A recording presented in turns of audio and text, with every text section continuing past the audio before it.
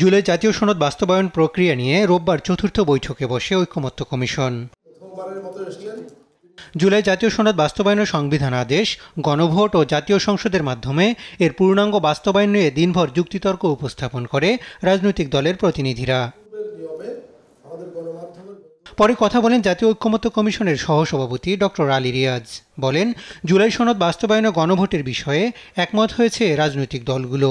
যে দলগত অবস্থান থেকে অনেকটা সরে এসে জাতীয় ঐকমত্য তৈরি, বিশেষ করে জুলাই জাতীয় সনদ বাস্তবায়নের ক্ষেত্রে যেন সুনির্দিষ্ট পদক্ষেপ নেওয়া যায় তার জন্য তারা সচেষ্ট হয়েছেন এবং বড় ধরনের অগ্রগতি অর্জন করেছেন। বৈঠক শেষে কথা বলেন বিএনপির স্থায়ী কমিটির সদস্য সালাউদ্দিন আহমেদ। তিনি জানান, জনগণ যদি রায় দেয় তাহলে পরবর্তী সংসদ জুলাই সনদ বাস্তবায়নে বাধ্য থাকবে।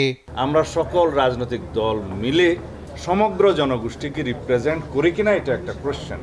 তো সুতরাং সমগ্র জনগণের কাছে আমরা যদি সম্মতিটা নেই যে আমরা রাজনৈতিক দলসমূহ এইভাবে জুলাই জাতীয় সনদ আমরা স্বাক্ষর করেছি, অঙ্গীকারবদ্ধ হয়েছি, জনগণ তার পক্ষে আছে কিনা, তখনই হবে জনগণের পক্ষ থেকে এই জুলাই জাতীয় সনদ বাস্তবায়নের জন্য একটা চূড়ান্ত অভিমত এবং সার্বভৌম ক্ষমতার একটা রায়। তবে আগামী নভেম্বরের মধ্যে গণভোটের দাবি করেছে জামাত। এর আগে সংবিধান আদেশের মাধ্যমে তা কার্যকরেরও দাবি করে দলটি।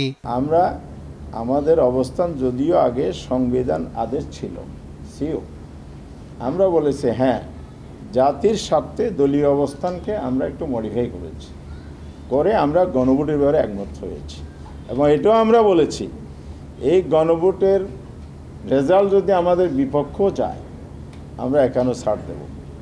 জাতির রায়, জনগণের রায়কে আমরা মেনে নেব।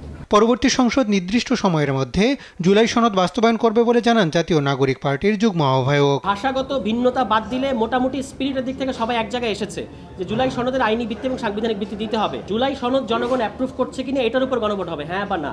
তো ফলে জুলাই সনদের ভেতরে যেগুলো আছে নোট অফ ডিসেন্ট সহই এগুলো আসলে একমত হচ্ছে। যেমন বাস্তবায়ন প্রক্রিয়া চূড়ান্ত করতে আগামী 8 অক্টোবর আবারও বৈঠকে বসবে ঐকমত্য কমিশন। হাসান আল মাহমুদ, দেশ টিভি, ঢাকা।